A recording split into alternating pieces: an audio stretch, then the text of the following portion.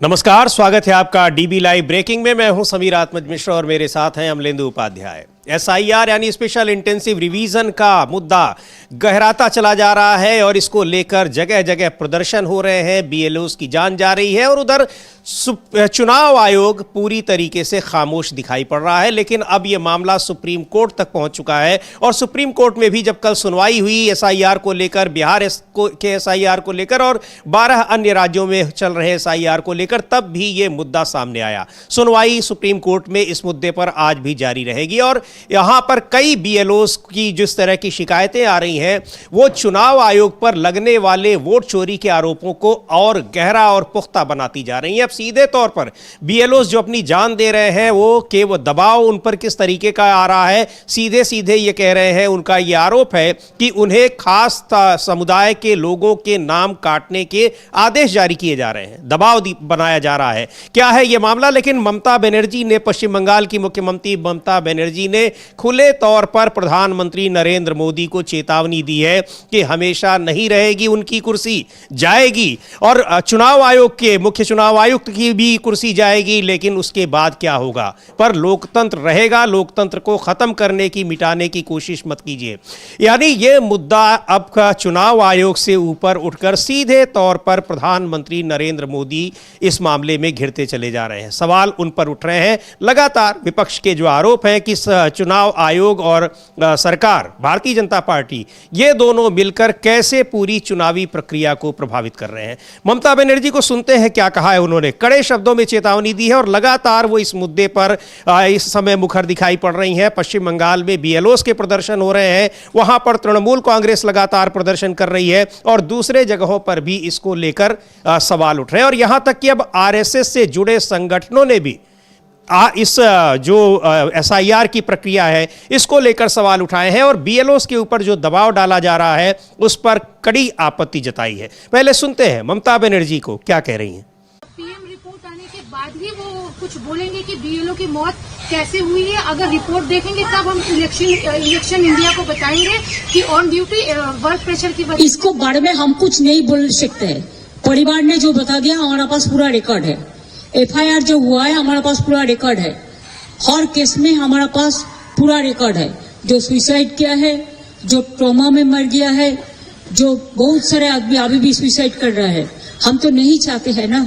जिंदगी सबसे दामी होता है, कीमत होता है। हम क्यों कह रहे हैं कि गुजरात में जो BLO मर गया उसके लिए कौन जिम्मेदारी है? राजस्थान में जो मर गया तो BJP गवर्नमेंट है। मध्य प्रदेश में जो मर गया, क्या जरूरत था इतना जल्दी इसको ऐसा करना? अगर हर खुश बैठिया है तो BJP क्या साधु है, संत है? सबको अधिकार छीन लेता है और BJP को बोलता है जेल में डाल देगा। BLO को बोलता है जेल में डाल देंगे, आपको नौकरी खा लेंगे। आपका नौकरी कितना दिन रहेगा? पहले आप बचाओ। लोकतंत्र रहेगा लेकिन आप लोग नहीं रहेगा। तो लोकतंत्र रहेगा लेकिन आप लोग नहीं रहेगा। ये नाराजगी, ये गुस्सा जो है, और ये गुस्सा केवल ममता बनर्जी का नहीं है, वहां जिन BLOs को इस काम पर लगाया गया है उनका है और तमाम दूसरे लोगों का है। और उन तमाम लोग जो जिस तरीके से बिहार में SIR के जरिए लाखों लोगों के नाम इससे मतदाता सूची से काटे गए हैं, ये डर भी है। और जिस तरीके से जल्दबाजी में, आनन फानन में चुनाव आयोग इसको करा रहा है, उसको लेकर भी है। लेकिन ये जो बार बार चेतावनी दी जा रही है, और सबसे बड़ी बात यह कि अब सीधे तौर पर प्रधानमंत्री नरेंद्र मोदी विपक्ष के निशाने पर हैं। अमलेंदु जी, चुनाव आयोग में भी मुख्य चुनाव आयुक्त ज्ञानेश कुमार और प्रधानमंत्री नरेंद्र मोदी, यानी अब यह नेक्सस चुनाव आयोग और BJP का नहीं बल्कि इन दोनों लोगों के बीच का हो गया है और विपक्ष के निशाने पर सीधे तौर पर ये दो लोग हैं। हाँ, बिल्कुल सीधे सीधे निशाने पर प्रधानमंत्री नरेंद्र मोदी और मुख्य चुनाव आयुक्त ज्ञानेश कुमार हैं और इन्हीं को इस सब के लिए जिम्मेदार ठहराया जा रहा है। चाहे वो BLOs की मौत हो रही हो, चाहे वोटों की चोरी हो रही हो, जो आरोप हैं विपक्ष के, इन सब के लिए इन दो लोगों को ही जिम्मेदार ठहराया जा रहा है। ममता बनर्जी ने साफ तौर पर कहा कि 2029 में आपकी छुट्टी हो जाएगी, फिर आप कहाँ जाएंगे? और लोकतंत्र रहेगा लेकिन आपकी नौकरी नहीं रहेगी। ये ममता बनर्जी ने साफ तौर पर कहा है ज्ञानेश कुमार और नरेंद्र मोदी दोनों के लिए कि आपकी नौकरी नहीं रहेगी लेकिन लोकतंत्र बचा रहेगा।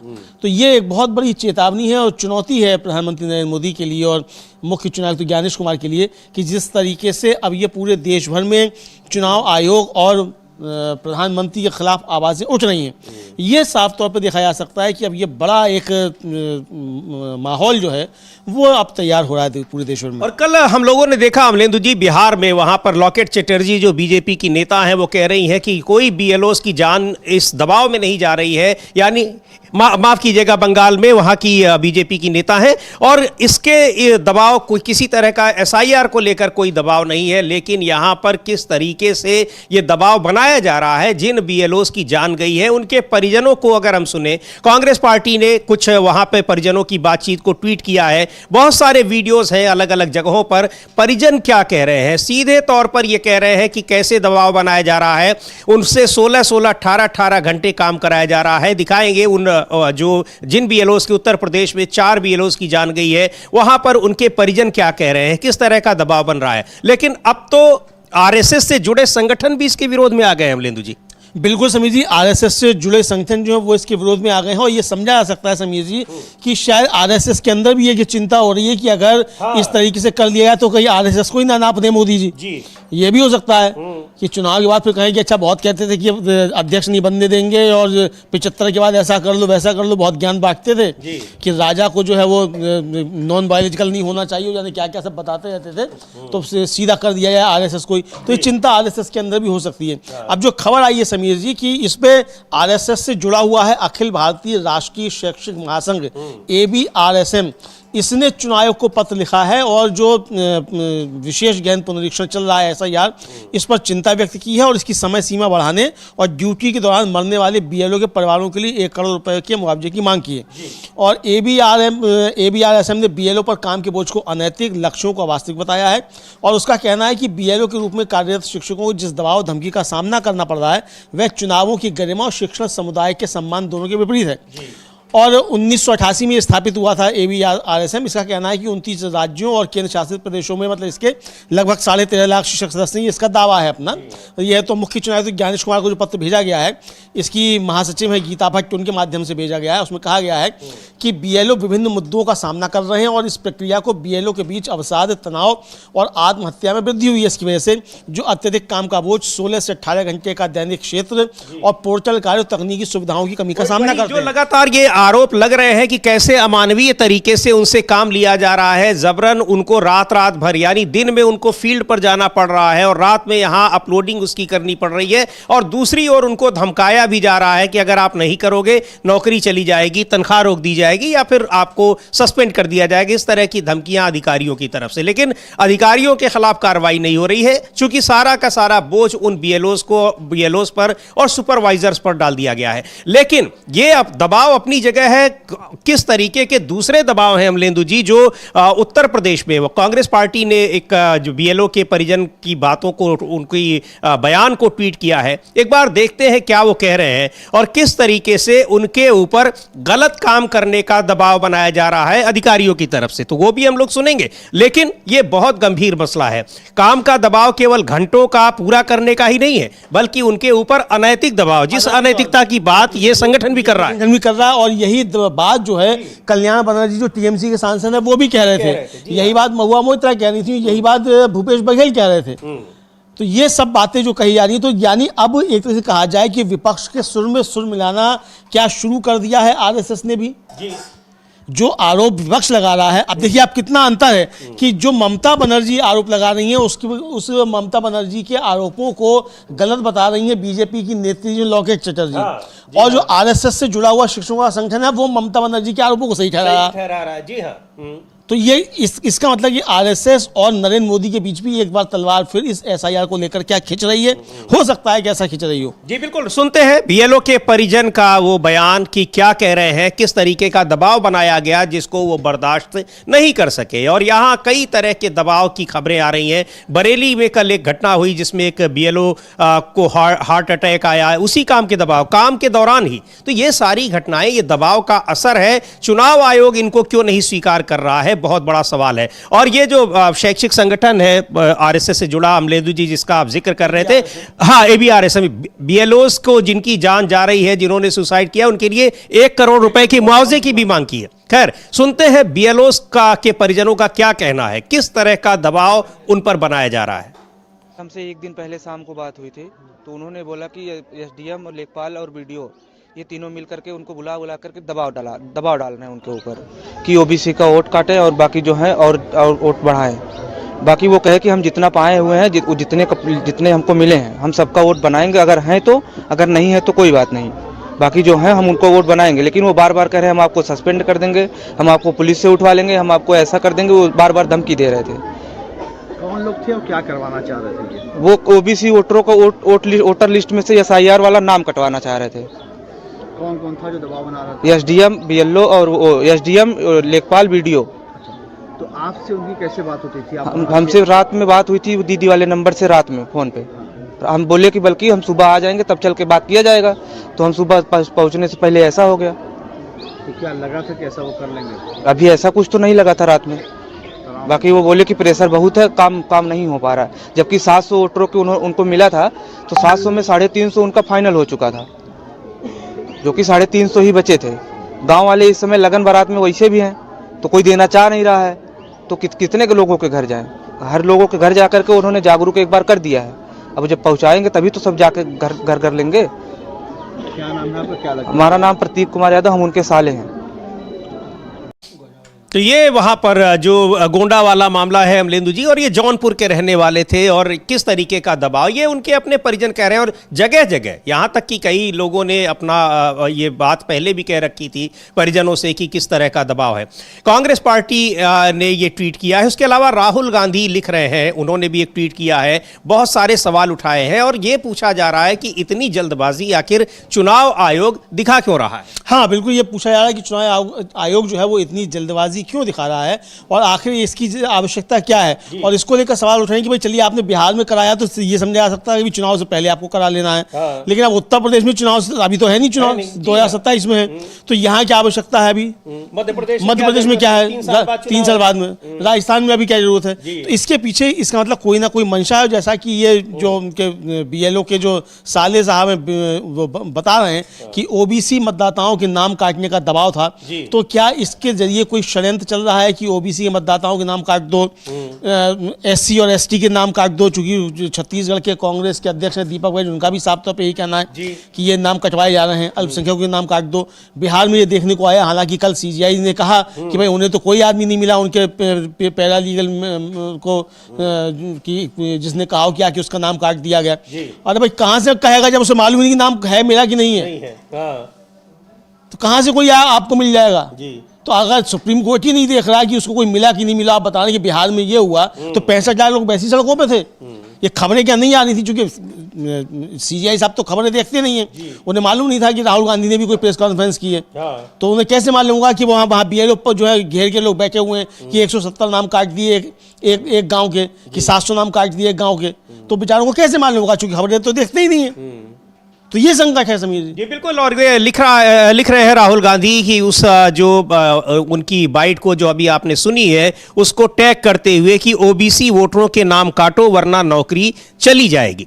दबाव, धमकी और नतीजा आखिर में आत्महत्या। SIR के नाम पर पिछड़े, दलित, वंचित, गरीब वोटरों को लिस्ट से हटाकर बीजेपी अपनी मनमाफिक वोटर लिस्ट तैयार कर रही है। चुनाव आयोग लोकतंत्र की हत्या का जिम्मेदार है, ये लिखा है राहुल गांधी ने। और ये सवाल उठ रहे हैं, और अब जिस तरीके से इसमें BLOs के ऊपर दबाव बन रहा है, और दबाव कई तरह का है। एक तो इसको टारगेट ये पूरा करना है कि आपको 4 दिसंबर तक ही पूरा करना है, और दूसरे ये सबसे गंभीर मामला ये है कि उनके ऊपर दबाव बनाया जा रहा है कुछ खास तबकों के लोगों के नाम काटने का।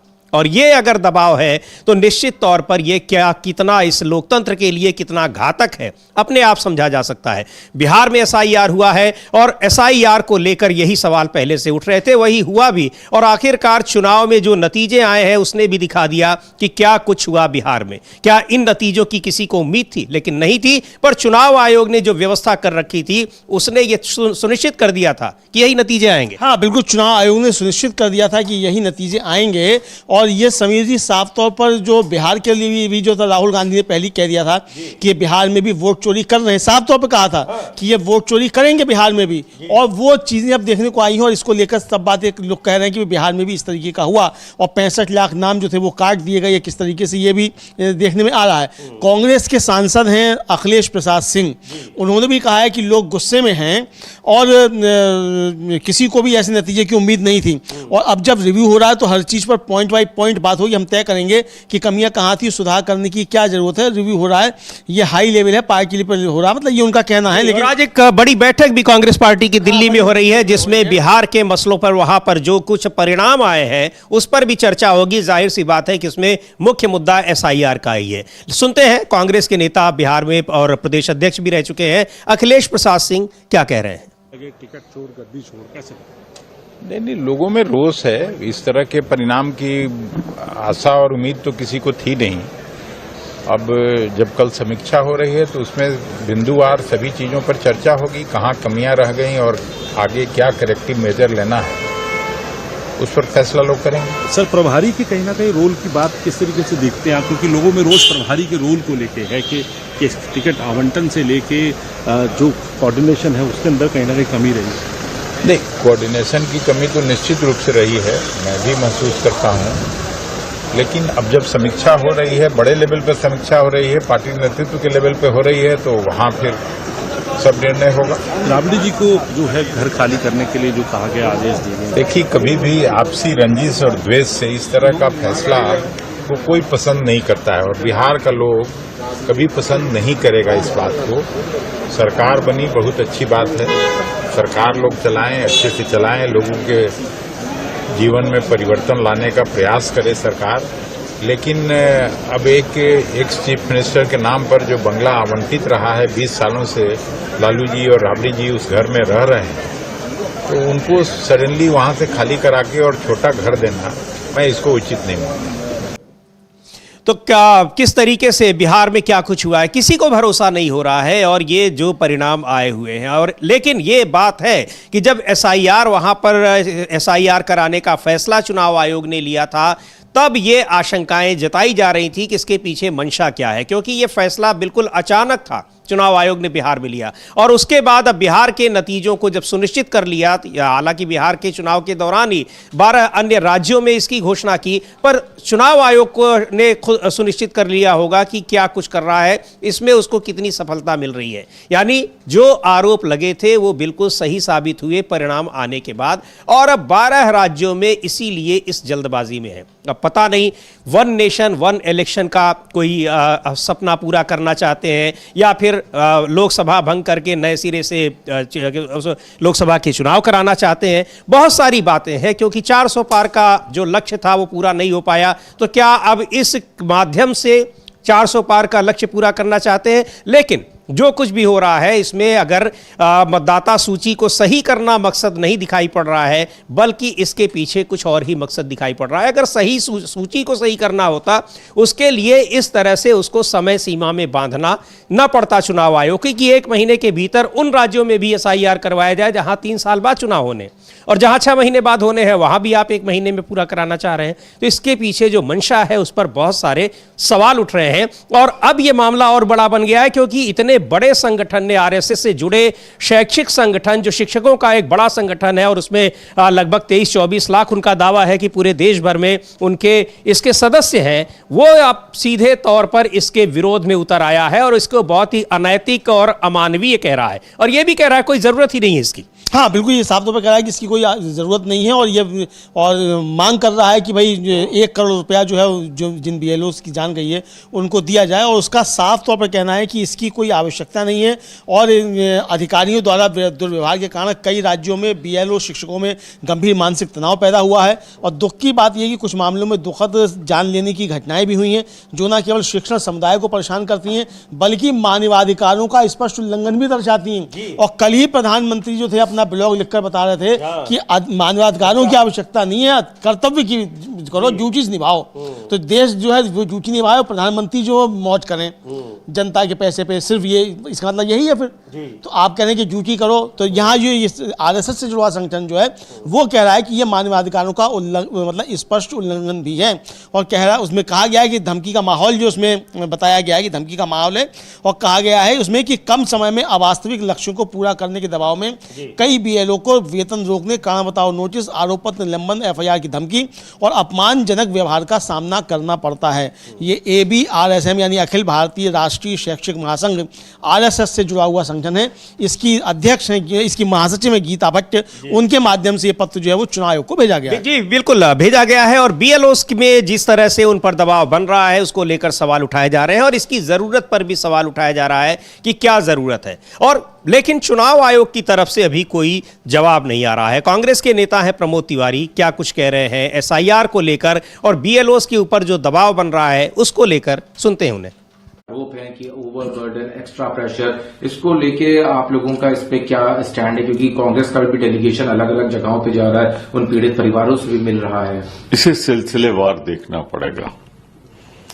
राहुल गांधी जी ने स्पेसिफिक घर, स्पेसिफिक पोलिंग स्टेशन सब दिखा दिया कि एक मकान में 500-600 लोग, 65 लाख जो वोट डिलीट हुए बिहार में, वो एक रहस्यमयी कहानी है।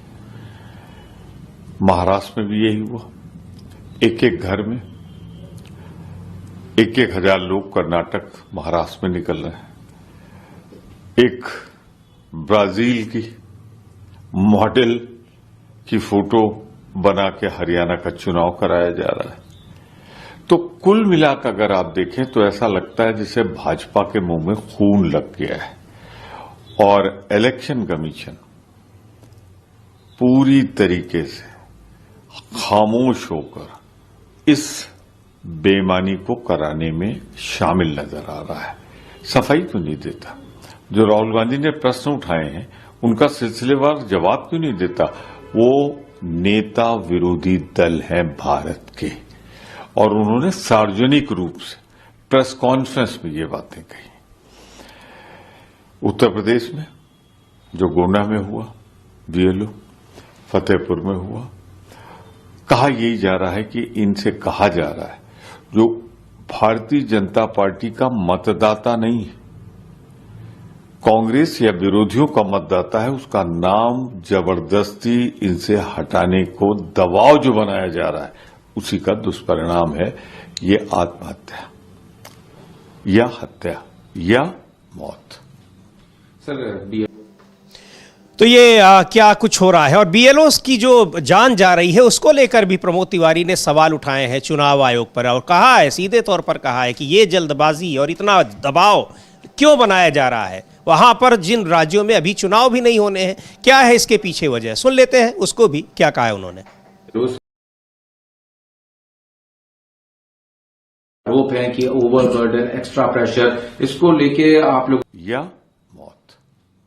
सर BLOs की मौत हो रही है, प्रेशर है, तमाम इस तरह की बातें। इसी दरमियान जो उत्तर प्रदेश की कोई पॉलिटिकल पार्टी है, चाहे वो समाजवादी पार्टी हो या अन्य कुछ पार्टीज ने भी डिमांड उठाई है कि SIR का जो टाइम है वो बढ़ाया जाए। समाजवादी पार्टी का कहना 3 महीने, क्योंकि इलेक्शन 27 में है।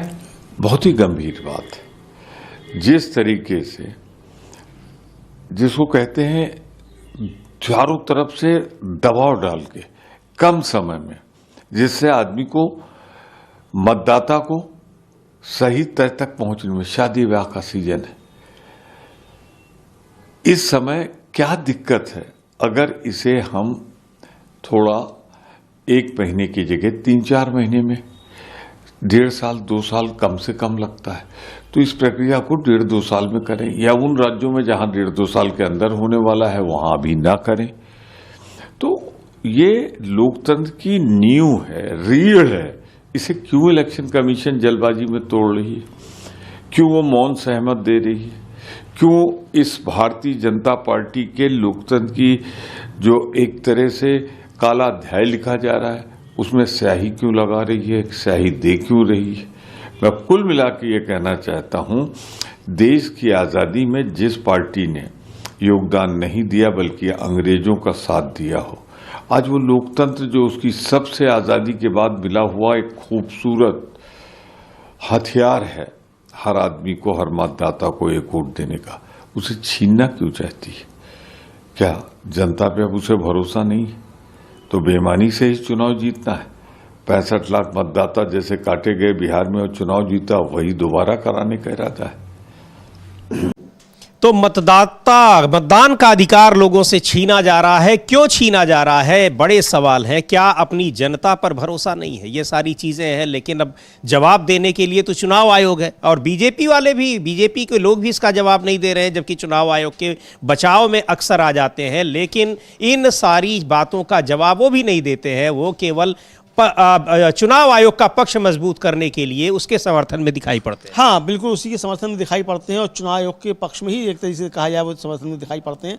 लेकिन अब विरोध शुरू हो गया समीर जी। अब जिस तरीके से आरएसएस का संगठन जो है ये खुलकर अब कह रहा है और सारी बातें वही कह रहा है जो कि अब तक विपक्ष कह रहा था, तो इसका मतलब कि ये चीज़ें शुरू हो गई हैं, तो एनडीए के अंदर से भी इस पर आवाज़ें उठना शुरू हो सकती हैं। अब एनडीए के अंदर से आवाज़ उठे ना उठे, बीजेपी के अंदर से आवाज़ उठे ना उठे, वो एक अलग मसला है। लेकिन इसको लेकर अब विरोध जो है, जनता का विरोध जो है वो काफ़ी ज़्यादा बढ़ता चला जा रहा है। और ये लोगों को समझ में आ रहा है कि बेईमानी के जरिए भारतीय जनता पार्टी की सरकार को बनवाने की कोशिशों के तहत जो है ये एसआईआर कराया जा रहा है। जी बिल्कुल, यहाँ पर एसआईआर को लेकर यही सारे सवाल उठ रहे हैं। और जिस तरह से अब वहाँ पर बीएलओस के परिजन ये बता रहे हैं कि कैसे उन पर ये दबाव बनाया जा रहा है, उनको ये कुछ खास तबके के लोगों के और खास समुदाय के लोगों के नाम वोटर लिस्ट से काटने का दबाव बनाया जा रहा है, ये कहा जा रहा है। और अभी तक इसका कोई खंडन नहीं आया है चुनाव आयोग के किसी जिम्मेदार अधिकारी की तरफ से। अमलेंदु जी, हाँ, अभी तक कोई जिम्मेदार अधिकारी की तरफ से किसी भी तरीके का कोई खंडन नहीं आया है। और जबकि सुप्रीम कोर्ट इस पर नोटिस भी इशू कर चुका है कि जो बीएलओस की जान जा रही है उसको लेकर कि भाई ये गड़बड़ी क्यों हो रही है और जान क्यों जा रही है, इसको लेकर सुप्रीम कोर्ट इशू कर चुका है नोटिस। और आज भी एसआईआर पर सुनवाई है, और जिस समय सुनवाई शुरू होगी तो उस समय भी हम लोग क्या क्या वहाँ बहस चल रही है वो सब बताएंगे अपने दर्शकों को लाइव। ये जो नया मुद्दा इसमें यही है, जो बीएलओस की जान जा रही है, ये एक बड़ा मुद्दा कल की सुनवाई में भी काफी ज्यादा ये प्रभावी रहा और इस पर चर्चा हुई। निश्चित तौर पर आज भी ये मुद्दा उभर कर सामने आएगा। लेकिन सुनते हैं अधीर रंजन चौधरी को, कांग्रेस के नेता हैं, पश्चिम बंगाल से आते हैं, क्या कह रहे हैं। उनका कहना है कि राहुल गांधी बहुत पहले से ये वोट चोरी और एसआईआर को लेकर चिंता जता चुके हैं, वही सारी चीजें धीरे धीरे होती हुई दिखाई पड़ रही हैं। अधीर रंजन चौधरी, राहुल गांधी जी की अगुवाई में सबसे पहले ये वोट चोरी की मुद्दा उठाए गए थे, और राहुल गांधी जी की साथ साथ लोग ये कहने लगे थे कि वोट चोर गद्दी छोड़। राहुल गांधी जी की पहले हिंदुस्तान में कोई नेता इस मुद्दे को लेकर इस तरह जोर शोर से आवाज उठाई ना, किसी ने कोई आंदोलन किया। राहुल गांधी जी की वोटर अधिकार यात्रा इसका एक जगजाहिर उदाहरण है।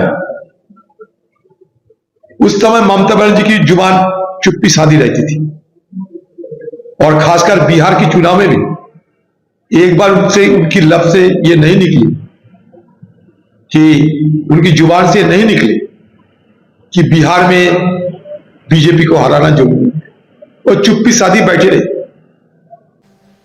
तो क्या कुछ हो रहा है एसआईआर के नाम पर, और एसआईआर के पीछे मंशा क्या है, ये सवाल लगातार उठ रहे हैं, लगातार बने हुए हैं। और इसको लेकर बीएलओ सड़कों पर हैं, राजनीतिक दल सड़कों पर हैं, और इधर बड़ा 14 दिसंबर को एक बड़ी रैली करने वाली है कांग्रेस पार्टी एसआईआर, वोट चोरी, इन सारे मामलों को लेकर। पर चुनाव आयोग खामोश है, वो आराम से अपना काम करता जा रहा है। भले ही सुप्रीम कोर्ट में भी बिहार के एसआईआर को भी चुनौती दी गई है, और जो 12 अन्य राज्य हैं वहां के एसआईआर को भी उन पर सुनवाई जारी है। पर सुप्रीम को चुनाव आयोग की जो कार्यशैली है उसमें कहीं कोई बदलाव नहीं दिखाई पड़ रहा है। बीएलओस दबाव में मर रहे हो, चाहे कुछ भी हो रहा हो, वो अपनी गति से 4 दिसंबर तक टारगेट पूरा करने के लिए बिल्कुल उतावला दिखाई पड़ रहा है। हाँ बिल्कुल समीर जी, पूरा उतावला दिखाई पड़ रहा है और दबाव जो है वो डाला जा रहा है। तो यही साफ तौर पे दिख रहा है कि दबाव की जो बात आ रही है, उस दबाव का सीधा सीधा जिम्मेदार नरेंद्र मोदी और ज्ञानेश कुमार को ठहराया जा रहा है। लेकिन ममता बनर्जी जो पश्चिम बंगाल की मुख्यमंत्री हैं, उन्होंने बहुत तगड़े शब्दों में कहा है कि लोकतंत्र तो रहेगा लेकिन आपकी नौकरी नहीं बचेगी, ज्ञानेश कुमार जी और मोदी जी। एक बार हम लोग फिर सुन सकते हैं समीर जी। जी ममता बनर्जी को, और क्या कहा उन्होंने, बहुत कड़े शब्दों में उन्होंने चेतावनी दी है, धमकी दी है मुख्य चुनाव आयुक्त को भी और प्रधानमंत्री को भी कि लोकतंत्र की व्यवस्था ये है कि आप 5 साल में आप चले जाएंगे लेकिन लोकतंत्र बना रहेगा, पर जो काम आप कर रहे हैं वो काम भी यहां पर दर्ज हो जाएगा। सुनते हैं कहा क्या है उन्होंने। पीएम रिपोर्ट आने के बाद ही वो कुछ बोलेंगे कि बीएलओ की मौत कैसे हुई है। अगर रिपोर्ट देखेंगे तब हम इलेक्शन इंडिया को बताएंगे कि ऑन ड्यूटी वर्क प्रेशर की वजह। इसको बारे में हम कुछ नहीं बोल सकते हैं। परिवार ने जो बता दिया हमारे पास पूरा रिकॉर्ड है। एफआईआर जो हुआ है हमारे पास पूरा रिकॉर्ड है। हर केस में हमारे पास पूरा रिकॉर्ड है। जो सुसाइड किया है, जो ट्रॉमा में मर गया है, जो बहुत सारे आदमी अभी भी सुसाइड कर रहे हैं। हम तो नहीं चाहते हैं ना, जिंदगी सबसे दामी होता है, कीमत होता है। हम क्यों कह रहे हैं कि गुजरात में जो बीएलओ मर गया उसके लिए कौन जिम्मेदारी है, राजस्थान में जो मर गया तो बीजेपी गवर्नमेंट है, मध्य प्रदेश में जो मर गया क्या जरूरत था इतना जल्दी इसको ऐसा ऐसा करना। अगर हर खुश बैठिया है तो बीजेपी क्या साधु है, संत है, सबको अधिकार छीन लेता है और बीजेपी को बोलता है जेल में डाल देगा। बीएलओ को बोलता है जेल में डाल देंगे, आपको नौकरी खा लेंगे। आपका नौकरी कितना दिन रहेगा पहले आप बचाओ। लोकतंत्र रहेगा लेकिन आप लोग नहीं रहेगा। तो बीएलओस की नौकरी खाने की, उनको सस्पेंड करने की, बर्खास्त करने की, उनकी सैलरी रोकने की, इस तरह की उनको धमकियां दी जा रही हैं। और इस दबाव में बीएलओ से काम कराया जा रहा है। काम ये कराया जा रहा है कि उनको दबाव बनाकर उनसे कुछ खास समुदाय के लोगों के वोट कटवाए जा रहे हैं। ये खुद आरोप लगाया है उन बीएलओस के परिजनों ने जिन्होंने इस दबाव में आकर अपनी जान दे दी है। बहुत गंभीर मसला है। सुप्रीम कोर्ट में अब देखते हैं कि किस तरीके से एक्शन लेता है चुनाव आयोग के खिलाफ, क्योंकि 25 अलग अलग राज्यों में 25 बीएलओस की जान जाना, अमलेंदु जी, ये कोई मामूली बात नहीं है, ये बहुत गंभीर घटना है। बिल्कुल बहुत गंभीर घटना है। और सुप्रीम कोर्ट में भी कल ये मामला उठा था, उस पर नोटिस भी सुप्रीम कोर्ट ने इशू किया है चुनाव आयोग को। तो बहुत गंभीर मामला है। 25 जाने तो आप ले चुके और आगे यानी कितनी और ले लेंगे। भाई 4 दिसंबर तक टारगेट, 4 दिसंबर तक का आपने टारगेट दिखाया और उसके बाद फिर जो है अपलोड करना। अभी तो 50 फॉर्म अपलोड कर रहा है बीएलओ, उसके बाद फिर 10 ही कर पाएगा, तो फिर और आप उस पर दबाव डालेंगे। तो जितनी अब तक वो अपनी जाने जा चुकी है उससे ज़्यादा फिर 4 दिसंबर के बाद जाएंगी क्या।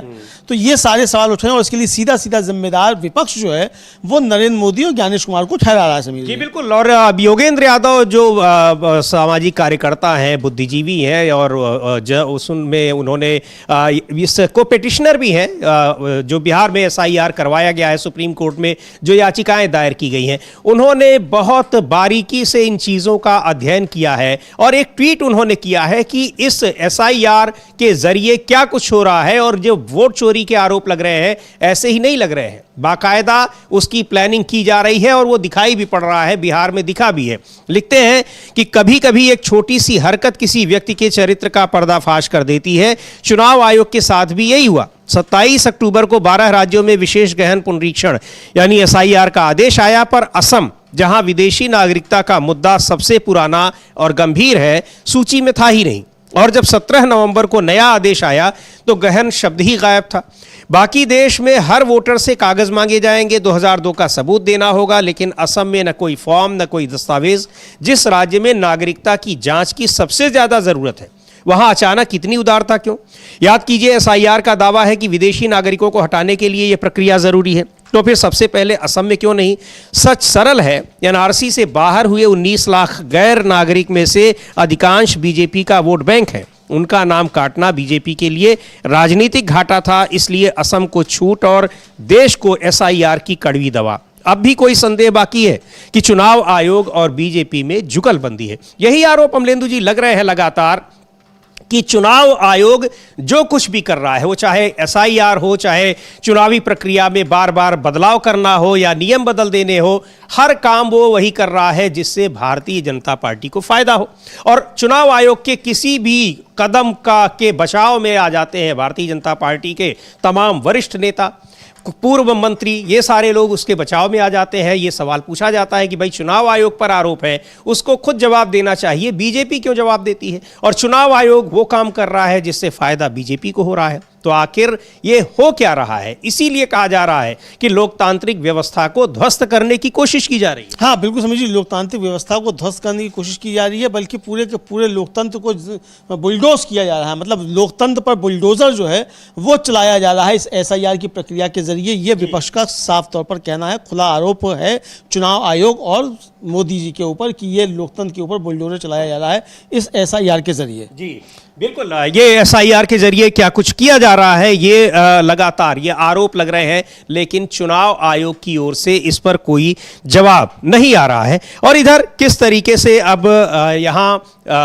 एसआईआर और वोट चोरी, इन सब मुद्दों पर सड़कों पर लोग उतर रहे हैं, बीएलओज उतर रहे हैं। सबसे बड़ी जो घटना है, महत्वपूर्ण बात यह है कि बीएलओज पर जो निचले स्तर के जो कर्मचारी हैं, उन पर इस कदर दबाव बनाया जा रहा है कि वो अपने उनको जान देने के लिए वो मजबूर हो रहे हैं। और यहाँ तक कि बहुत सारे लोग बीमार हो जा रहे हैं। 18-18 घंटे उनसे काम कराया जा रहा है। पहले फील्ड में जा रहे हैं और उसके बाद फिर वो अपलोड कर रहे हैं। फील्ड में उनको एक व्यक्ति के पास कई चक्कर लगाने पड़ रहे हैं क्योंकि लोग मिल नहीं रहे हैं। ये सारी शिकायतें हैं, लेकिन इन शिकायतों के बावजूद चुनाव आयोग को उसमें कोई दिक्कत नहीं हो रही है। हाँ, पश्चिम बंगाल में वहाँ के राज्य निर्वाचन आयोग के पास बीएलओज अपनी शिकायत लेकर गए, घंटों वहाँ खड़े रहे, शिकायत सुनने वाला कोई नहीं था। लेकिन अब चुनाव आयोग ने रिपोर्ट मांगी है कि वहाँ के राज्य निर्वाचन आयोग को किसी तरह की कोई सुरक्षा संबंधी दिक्कत नहीं होनी चाहिए, और इसको उन्होंने संज्ञान लिया।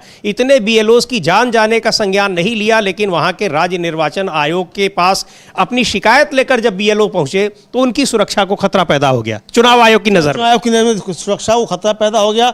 48 घंटे के अंदर जो है वो वहाँ के डीजीपी, उनसे जवाब मांगा गया है कि सुरक्षा को खतरा कैसे पैदा हो गया, भाई बताइए और जवाब दीजिए। और लेकिन जो बीएलओ की जान चली गई उस पर अभी तक कोई जो है वो नहीं कहा गया। इधर कल समीर जी पश्चिम बंगाल में एक और प्रदर्शन हुआ है, और एसआईआर की तरफ से जो परेशान किया जा रहा है, जो उसका कहना है तृणमूल कांग्रेस का कि एसआईआर की तरफ से लगातार परेशान किए जाने और बीजेपी और चुनाव आयोग की बंगाल को डराने की लगातार कोशिशों के बावजूद कृष्णा नगर के लोग हिम्मत और एकता का प्रदर्शन करते हुए एक साथ आए। और वो चित्र हम दिखा सकते हैं कि जो जारी किया, ये हमारे बगल में है, चल रहा है। और ये जमावड़ा सिर्फ एक विरोध प्रदर्शन से कहीं ज़्यादा था। यह एक ऐलान था, एक ऐलान कि बंगाल दबाव, डर या राजनीति से प्रेरित नोटिस के आगे नहीं झुकेगा। कल जो नोटिस दिया गया उसी की बात की जा रही है। 10,000 से ज़्यादा लोगों के मजबूती के खड़े होने से आज के मार्च ने एक ऐसा संदेश दिया जिसे नज़रअंदाज नहीं किया जा सकता। बंगाल डराने धमकाने से मना करता है, नादिया चुप रहने से मना करती है। यानी नादिया में ये प्रदर्शन हुआ था, नादियाबाद जिला है, वहाँ ये प्रदर्शन हुआ। कृष्णानगर के लोग जो मतलब आए, उन्होंने प्रदर्शन किया। और महुआ मोइत्रा जो हैं वहाँ से आती हैं, तो उन्होंने, उनके नेतृत्व में प्रदर्शन हुआ। तो ये मतलब बंगाल में जगह जगह चुनाव आयोग और बीजेपी और नरेंद्र मोदी के खिलाफ प्रदर्शन हो रहे हैं जोरदार। बिल्कुल, और बंगाल ही नहीं बल्कि तमाम जगहों पर, दूसरे जगहों में भी, महाराष्ट्र में भी, और यही केवल लोकसभा और विधानसभा चुनाव में ही वोट चोरी और ये सारी चीजें नहीं हो रही हैं, बल्कि निकाय चुनाव में भी ये आरोप लग रहे हैं। कांग्रेस पार्टी ने एक ट्वीट किया है और बताया है कि महाराष्ट्र में जो निकाय चुनाव हो रहे हैं वहां पर क्या कुछ होने वाले हैं, वहां कैसे वोटों की चोरी की जा रही है। ये काफ़ी लंबा ट्वीट है और इसमें उन्होंने वो बहुत सारी चीज़ों के स्क्रीनशॉट भी लगाए हुए हैं, टैग किए हुए हैं। और इसमें लिखा हुआ है कि महाराष्ट्र में स्थानीय निकाय चुनाव होने हैं और बीजेपी सरकार वोट चोरी करने की साजिश में जुटी है। द क्विंट ने वेबसाइट है, उन्होंने अपनी पड़ताल में पाया है कि नांदेड़ वाघाला में कई हजार मतदाता धांधली कर वोटर लिस्ट में जोड़े गए हैं। रिपोर्ट के मुताबिक नांदेड़ वाघाला निगम के वार्ड नंबर 5 में 23,661 रजिस्टर्ड वोटर हैं, मगर इनमें से 3500 से ज्यादा मतदाता फर्जी पतों पर रजिस्टर किए गए हैं। इन मतदाताओं के पते वाले बॉक्स में NA और 0 और डैश लिखा मिला है, यानी कुछ नहीं लिखा हुआ है।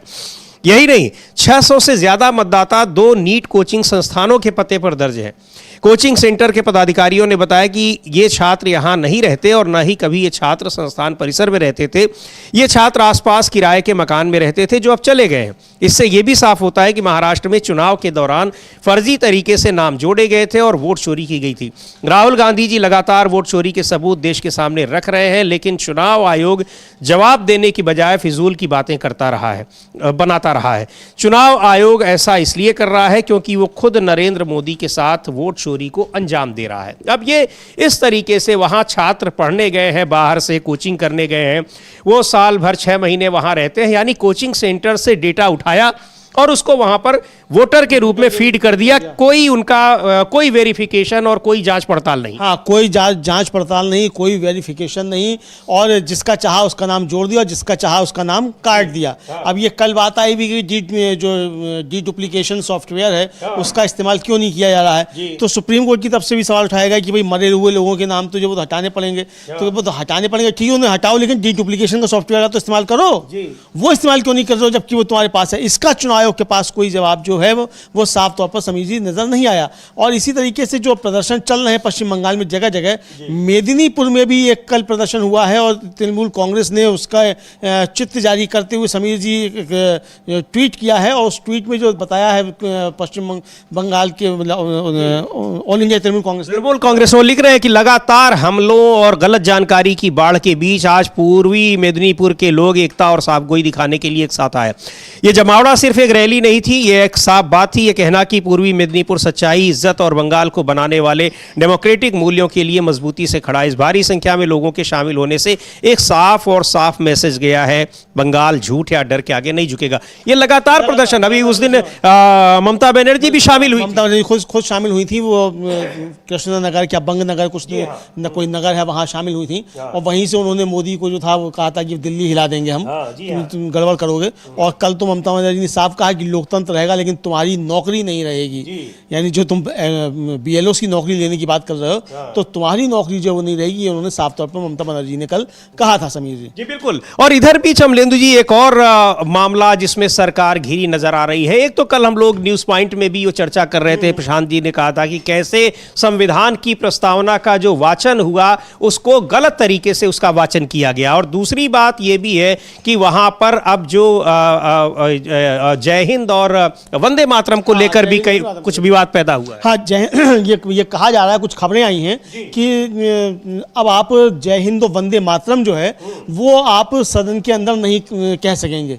ये जो है वो आया है, तो इसको लेकर सुप्रिया श्रीनेत जो हैं उन्होंने बहुत तगड़े सवाल उठाए हैं। और उन्होंने कहा है सुप्रिया श्रीनेत ने कि भाई जो ये खबरों के मुताबिक राज्यसभा का बुलेटिन जो है इसमें कहा गया है कि जय हिंद और वंदे मातरम का प्रयोग नहीं होना चाहिए।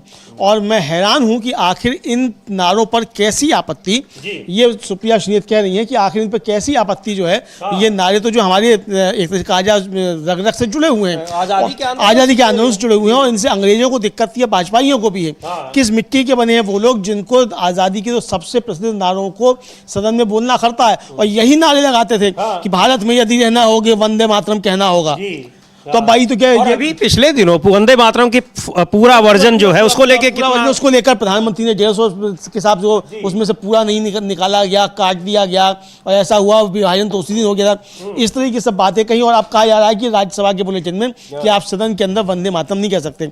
तो सुप्रिया श्रीनेत ने इस पर कुछ कहा है, वो सुन लेते हैं सुप्रिया श्रीनेत क्या कह रही है। इस जो ये फरमान जारी हुआ है कि आप सदन के भीतर वंदे मातरम और जय हिंद इस तरह के संबोधन का इस्तेमाल नहीं कर सकते हैं। सुनते हैं सुप्रिया श्रीनेत को क्या कहा उन्होंने।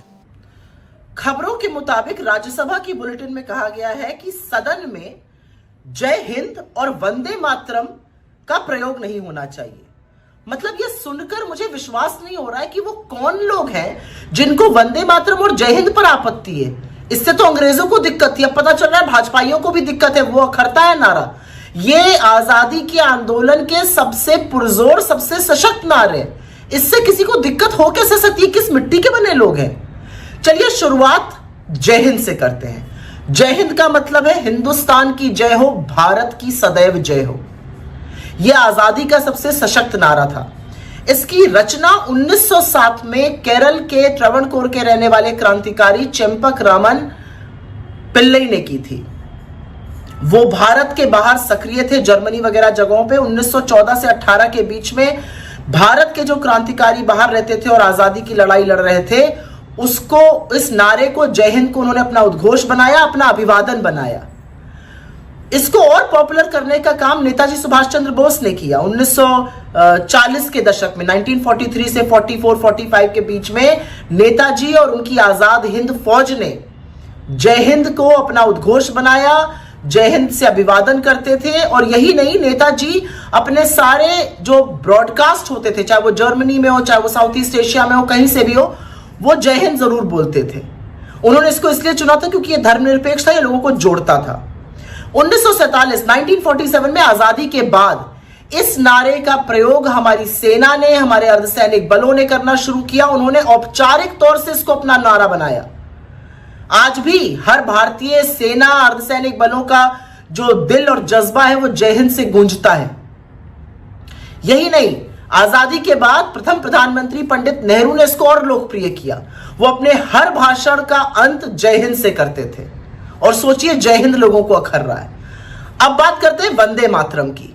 क्या अद्भुत शब्द है वंदे मातरम। भारत को मां मानकर उसका वंदन करना, उसका नमन करना।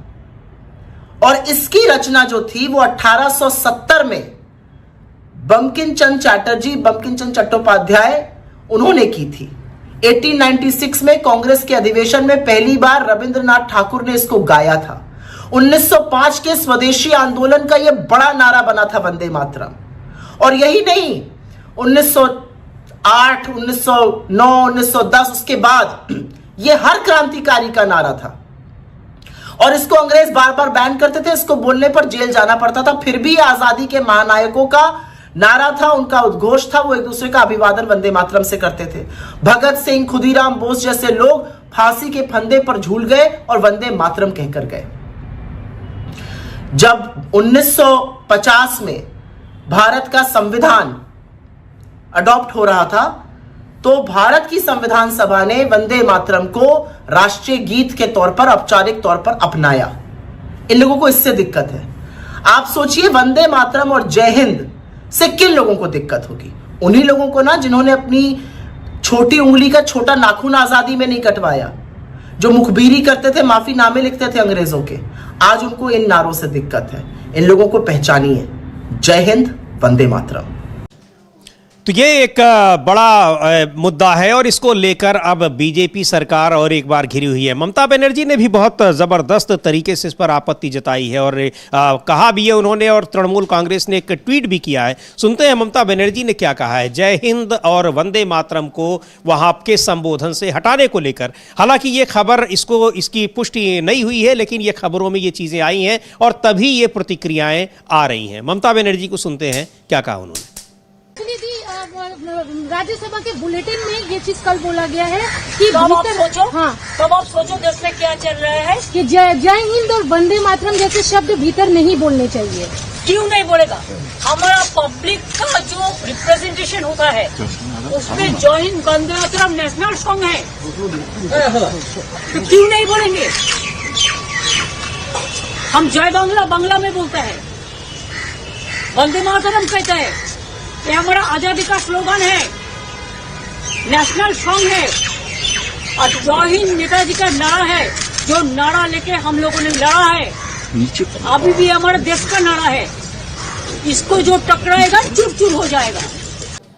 तो ये हमारे स्वाधीनता आंदोलन का नारा है और नेताजी सुभाष चंद्र बोस का नारा है, देश की आज़ादी का नारा है। उससे कैसे हम दूर कर सकते हैं? तृणमूल कांग्रेस ने एक बड़ा ट्वीट भी लिया है और इसको लेकर आलोचना की है। लिखा है कि बांग्ला विरोधी जमींदारों का ये आदेश कि सांसद पार्लियामेंट में जय हिंद या वंदे मातरम भी नहीं कह सकते, हमारी डेमोक्रेसी की आत्मा पर हमला है। वंदे मातरम हमारा नेशनल सॉन्ग है, जय हिंद हर इंडियन का नारा है। ये खोखले शब्द नहीं है, ये उन लोगों की पुकार थी जिन्होंने हमारी आज़ादी के लिए लड़ाई लड़ी और कुर्बानी दी। इन्हें मिटाने की कोशिश करना हमारे इतिहास को मिटाने की कोशिश करना है। क्या उनका गवर्नेंस से यही मतलब है? एक ऐसे राज्य की आवाज़ को दबाना जो हमेशा डेमोक्रेसी, सेकुलरिज्म और हमारे देश की अलग अलग तरह की एकता के लिए खड़ा रहा है। बंगाल इंडिया से बाहर नहीं है, ये कोई फुटनोट नहीं है जिसे इग्नोर किया जा सके। ये इस देश का एक ज़रूरी गर्व करने वाला हिस्सा है और ये साफ कर दें, हम किसी को भी अपनी पहचान, अपना इतिहास या पार्लियामेंट में अपनी सही आवाज़ मिटाने नहीं देंगे। वंदे मातरम, जय हिंद, जय बांग्ला। और दोनों ही जय हिंद का भी वहाँ से कनेक्शन बंगाल से और वंदे मातरम का भी वहाँ से कनेक्शन, तो निश्चित तौर पर ये जो बंगाली अस्मिता है अमलेंदु जी, वो अब इस पश्चिम बंगाल के विधानसभा चुनाव में एक बार फिर बड़ा मुद्दा बनेगा जैसे पिछली बार बना था, और घिरेगी भारतीय जनता पार्टी अपने ही जो कुछ वो कर रही है उन्हीं मुद्दों पर। बिल्कुल समीर जी, अपने ही जाल में एक तरीके से कहा जाए कि उसमें फंसेगी भारतीय जनता पार्टी। और समीर जी, मुझे लगता है कि 1 दिसंबर से सत्र शुरू हो रहा है। अब विपक्ष के सांसद जब जाएं राज्यसभा में तो जय हिंद के नारे लगाते हुए ही जाएं। कितनों को निकालो, करो सबको, ताकि इनका ताकि इस भारतीय जनता पार्टी का राष्ट्र विरोधी असली चेहरा जो है, भारत विरोधी असली चेहरा, वो पूरे देश के सामने आए कि ये असली भारत विरोधी यही लोग हैं जो जय हिंद भी बोलने पे भी जिनको आपत्ति है, वंदे मातरम बोलने पर भी आपत्ति है। मुझे लगता है विपक्ष शायद इस तरीके का कोई फैसला ले भी सकता है कि जब पहले दिन जाएंगे सदन में तो वंदे मातरम और जय हिंद के नारे लगाते हुए सदन के अंदर प्रवेश करें सब। ये हो भी सकता है, बिल्कुल ये हो सकता है, क्योंकि इसको लेकर अब एक बड़ा ये मामला बन रहा है। जिस तरह से सुप्रिया श्रीनेत ने कहा और तृणमूल कांग्रेस की नेता ममता बनर्जी इसको लेकर जिस तरह से गुस्से में है।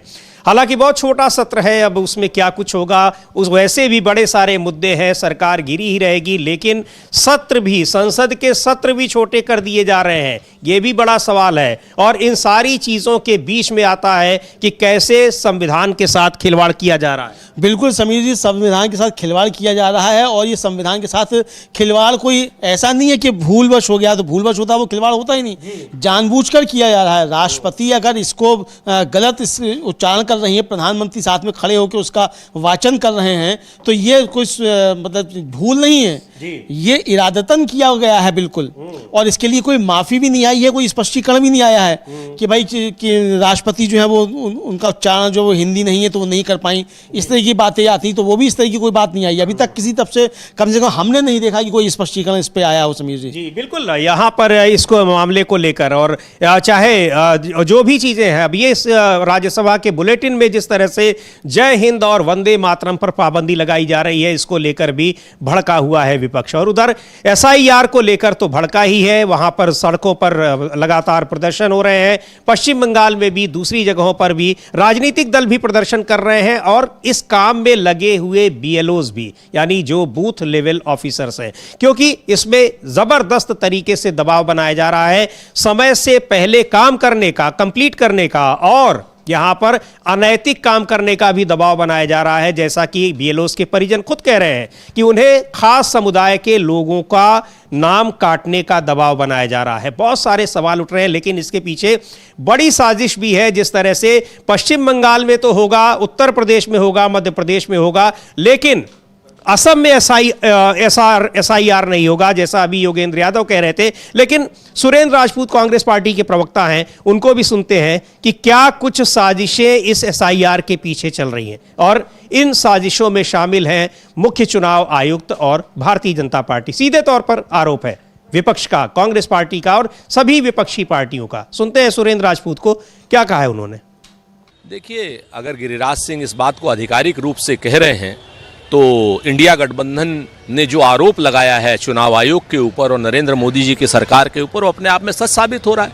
गिरिराज सिंह को चाहिए कि इस आरोप को ऑन ओथ दें और कोर्ट में हलफनामे के रूप में दें, ताकि ये बात सच साबित हो सके कि भारतीय जनता पार्टी के लोग कहते कुछ हैं, करते कुछ हैं, सोचते कुछ हैं, और आखिर में आकर के लोकतंत्र की हत्या करना चाहते हैं।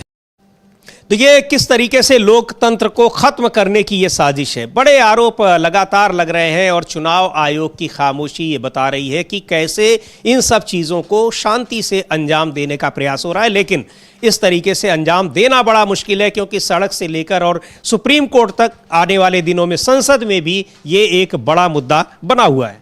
बिल्कुल समीर जी, एक बहुत बड़ा मुद्दा जो है ये बना हुआ है एसआईआर, और इस संसद में भी इसको मुद्दे को उठाया जाएगा। ये साफ तौर पर समझा जा सकता है कि ये अब मामला जो है वो उठेगा, और ये जिस तरीके से सामने मतलब ये आ रहा है मुद्दा, और इसको अब ममता बनर्जी को समर्थन जो है वो मिलता जा रहा है दूसरे दलों से भी। समीर जी, अभी हमने देखा कि सुरेंद्र राजपूत इस एसआईआर के मसले को उठा रहे हैं। समाजवादी पार्टी के नेता हैं आशुतोष वर्मा, उन्होंने भी ममता बनर्जी का समर्थन किया है, और उन्होंने कहा है, उसको भी हम लोग सुन रहे हैं ये क्या कहा। वो भी साफ तौर पे कह रहे हैं कि जो केंद्र सरकार है वो जो है बीएलओ के ऊपर दबाव डाल रही है, और ये प्रेशर जो है कि जो पीडीए के कार्यकर्ता हैं और जो इंडिया अलायंस के मतदाता हैं उनके नाम काटे जाएं। तो उनको भी हम लोग सुन सकते हैं, आशुतोष वर्मा क्या कह रहे हैं। जी बिल्कुल, चूंकि जो बीएलओ ये खुद ही शिकायत कर रहे हैं कि उनसे पिछड़े वर्ग के लोगों के मतदाता जो हैं उनके नाम काटने को कहा जा रहा है, और ऐसा करने के लिए दबाव बनाया जा रहा है। तो सुनते हैं समाजवादी पार्टी के प्रवक्ता जो डॉक्टर आशुतोष वर्मा हैं क्या कह रहे हैं। और ये दबाव केवल एक जगह नहीं बल्कि हर राज्य में, हर जगह इस तरह के दबाव सामने आ रहे हैं, और बीएलओस पर ये प्रेशर, इसको लेकर चुनाव आयोग कुछ नहीं कह रहा है। सुनते हैं आशुतोष वर्मा को। देखिए, लाखों की तादाद में केंद्र सरकार ने बीएलओ बनाए हैं, और बीएलओ जो है वो मोस्टली तृतीय श्रेणी और चतुर्थ श्रेणी कर्मचारियों में से हैं। क्या हमारे देश की सरकारों में उनके लिए कोई सुध ली है? ये इतनी इनसेंसिटिव सरकार है जिसने नोटबंदी में 100 लोगों को लाइन में खड़े होकर मार दिया, उनके बारे में सुध नहीं ली, तो अपने कर्मचारियों जो वेतनभोगी उन पर क्या सुध लेगी? हमारा एक ही कहना है कि इतना ज़्यादा कार्य जो प्रेशर डाल रखा है वो किस बात के लिए है? क्यों 4 दिसंबर? ये 4 दिसंबर डेट किसके लिए बनाई गई है? क्या ये 4 जनवरी या 4 फरवरी नहीं हो सकती है? जहां करोड़ों की तादाद में मतदाता हैं, एक एक बीएलओ के ऊपर हजारों के ऊपर फॉर्म है, हर डोर टू डोर जाना है, ये काम आसान नहीं है।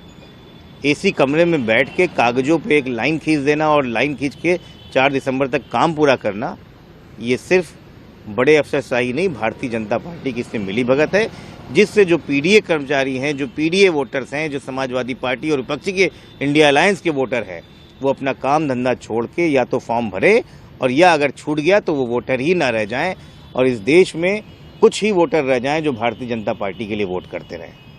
अखिलेश जी भी इतना कम समय है, इसमें लोग पूरी तरह से फॉर्म नहीं भर पाएंगे, चीजें गड़बड़ हो सकती हैं। क्या लगता है, क्या इसी में सरकार का कोई इरादा है? देखिए, नागरिक प्रतिनिधि नियम और इलेक्शन कमीशन के जो संविधान में नियम दिए हुए हैं, ये इलेक्शन कमीशन को हक देता है कि वो अपने नागरिकों को वोटों का अधिकार दे, लेकिन यहाँ तो पूरा संविधान ही बदल दिया गया है। यहाँ पे नागरिकों के ऊपर डाल दिया है कि अगर आप अपनी तैयारी नहीं करते हैं तो आपको वोट नहीं डालने दिया जाएगा। मुझे लगता है कि ये चुनाव आयोग का काम है कि एक एक व्यक्ति का चुनाव में पारदर्शिता रखें और उनको वोट देने का अधिकार दें, लेकिन इस देश में उल्टी गंगा बह रही है 2014 से, उसी की परिणति हम यहाँ पे देख रहे हैं। तो ये किस तरीके से टारगेटेड वे में इस एसआईआर को कराया जा रहा है, और विपक्ष के मतदाताओं को, पीडीए यानी जो पिछड़ा दलित अल्पसंख्यक है, उन मतदाताओं को हटाने की साजिश की जा रही है। बिहार में ये आरोप लग रहे हैं कि बड़ी संख्या में ऐसे मतदाताओं को मतदाता सूची से बाहर कर दिया गया है, और 12 अन्य राज्यों में भी किया जा रहा है, लेकिन असम में नहीं किया जा रहा है क्योंकि वहां इनको जरूरत नहीं है। अगर वहां कर दिया गया तो बड़ी संख्या में विदेशी नागरिक बाहर हो जाएंगे, ऐसा आरोप लगाया जा रहा है। और वो ऐसे विदेशी नागरिक हैं जो भी माने जाते हैं कि वो भारतीय जनता पार्टी के वोटर हैं, इसलिए उनको वहां पर एसआईआर नहीं, यानी स्पेशल इंटेंसिव रिवीजन नहीं, केवल वहां पर स्पेशल रिवीजन हो रहा है मतदाता सूची का।